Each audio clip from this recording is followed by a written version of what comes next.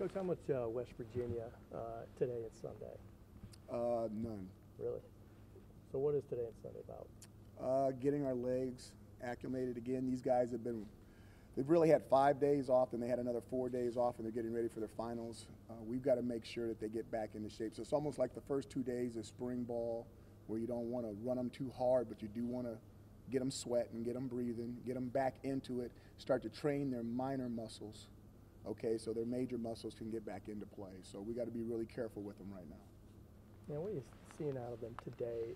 They're not used to this. Like Dungy said, they're used to just kind of getting ready for finals this time of year. So, well, they better get used to it, hopefully. And so they'll be okay. They don't know what to do. It's not their fault. They don't know what to do, and all they got to do is listen, and we'll take care of them. Okay, so we're going to take care of their legs. We'll get them back into shape, and then we'll start banging, and we'll get them back in the game ready, and then we'll back off a little bit, and then we'll play a football game. You know, we were talking about the temperature in here a little bit, and I was just curious how you prepare for a Florida game in Syracuse. Are all the practices going to be inside with like the set temperature kind of thing? You probably can't go outside, right? Or, I don't know. We could go outside, but then that would be training for a different bowl than what the bowl we're playing in. But we can stay in here, and we can get it kind of toasty in here when we want to. We can turn up the heat. We have a heater in here. If we don't, we'll come up with one. We'll get some heaters. We'll make it a little bit hot. I think the weather will be fine. We'll get down there. We'll be acclimated to it, and then we'll play the game. Okay? What's the best way to practice some of the return game? Because I saw Sterling punting before, and he was hitting the roof every single time. Well, the really cool thing is for the punt part is we'll take Sterling and we'll take the returners. We'll go down to the dome, and he can't hit the roof in the dome. Okay, so we will do that part of it, but everything else we can do in here. Coach, you have these 15 practices, but more importantly, how has this helped you out on the recruiting trail? I don't know if it's helped us out on the recruiting trail. It helped us more with recruits because we're playing in a bowl. As far as recruiting, it's more difficult. We are doing two things at once, and we haven't. This is our first year in the last 3 years of doing this, so we've got to burn the candles at both ends, and that's exactly what we're doing. Dino, a couple guys not dressed today, Ravion and Sean Riley particularly. Any update on them? Where are they going to be? All we're doing is making sure that they're going to be ready for the game. That's all we're doing. There's no sense for them to run around. They're doing conditioning on bikes and in the training room and stuff like that to make sure they're breaking a sweat and they'll be ready to go. So they'll be ready to play for the bowl game? Should be. As you mentioned, 3 years ago, you did experience this. Is it kind of old habit with you guys, or is it, we got to learn a few things too with these guys, first opportunity? No, yeah, we've been through it before. We're not rookies about this stuff. I'm not. So I'll take the lead with this one, and we'll lead the coaches and lead the players, and we'll do it the right way. And the main thing is not to rush anything. There's a lot of time between 3 or 4 days after Christmas when we're going to play this game, and they're really, how do I say it? They've never gone through finals in practice before, so we need to be sensitive to that because we do want to make sure they do a good job on their finals for their academics. So we're taking it a little bit easy on them until school gets done, and then we'll turn it up a lot. Is Devin Butler moving the defensive back or taking more reps there? I know he was there, I think, at the end of the BC game, and then he was in the white jersey.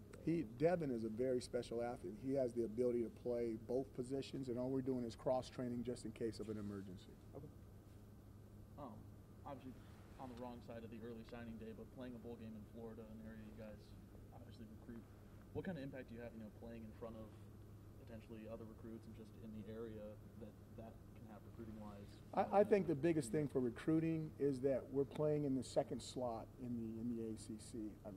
And when you're in the ACC Atlantic and you have a coastal champion on the other side, and yet they're putting us in the second slot instead of the coastal champion, I think that says a lot about the job that the 2018 seniors did, and rightfully so. I would think that that's exactly where we should be if we were from the outside of the conference looking at it. What do you hope the guys who aren't the 2018 seniors have taken away from this season, knowing how they were on the precipice of, doing really, really special things this season? Well, they did do really, really special things this season. We came up a little bit short in some things, but I think that we've got what we deserved. We stayed focused for a long period of time. We came out with 4 straight. We lost 2 in a row. They were tough. Bounced back with 4 straight again. And then obviously, had the loss, okay, at Notre Dame, and then came back and finished strong and went 3 for 1, if I'm not mistaken, in November. Hadn't been done. And for them to do all that and we still had injuries. We still had guys that weren't playing in all the games, but we were a lot healthier than we've ever been around here. So I think the 2019 class is going to take The 2018 class did a nice job. They didn't get everything. They left some meat on the bone, and I think the 2019 team will come out here and try to get the rest of that meat. Now, we've got to see, because every year is different, and especially with the injuries and the way our league is, you never know how it's going to fall out. But we should have an opportunity to see if we can be just as good. Dino, what have you seen from Kingsley this season? I mean, he's not a starter, and he still ranks third on the team in sacks. He's one of my favorite players. He's literally wide open. He has no, what is it called, a governor, those buses that are controlled where you can't drive fast? What is that called? A governor, right? A governor. Yeah. He has no governor. I mean, it's like all the time, like, slow down, slow. Okay, get out. Okay, coach. I love him. I absolutely love him. I think he could be an offensive player, a defensive player. I just think he's really special. So you're talking about one of my favorite guys. Mm-hmm. Talk about him. He's a guy that's had a pretty long backstory too, and just he had never even seen football 5 years ago. What does it mean to see him out here now, knowing that? We're really good coaches? No.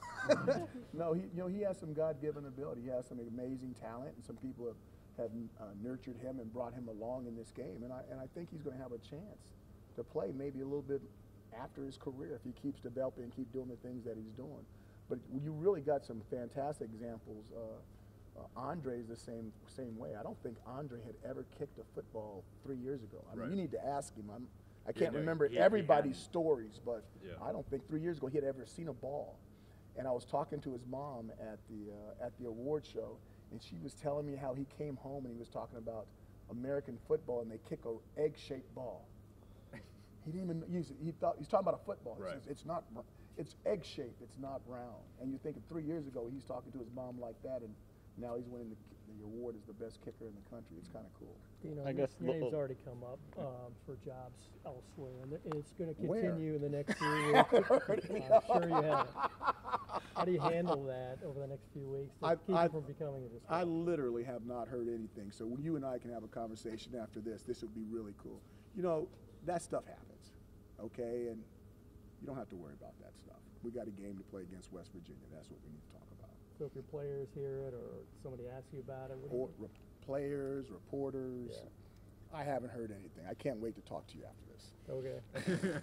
When you look, though, what Andre has been able to accomplish, he, as he said, coming into camp, he didn't even know if he'd have the job, didn't have a scholarship, and now he's a Lou Groza winner. How does that make you feel as a coaching staff? I think that, first of all, I think that the people that got him here should get some credit. Dave Bowler did a great job in the evaluation of him. The kid came and worked his tail off. We hardly knew his name. There was people that didn't even know his name, and now everybody in Syracuse, upstate New York, knows Andre Smith, and it's a cool story. It really is, and the guy is good. Now you know how kickers are; they're good 1 year, and next year, But he's got an opportunity to go 4 for 4, 3 for 3 with an award. There's only been 2 other kickers that's ever won that thing as a freshman.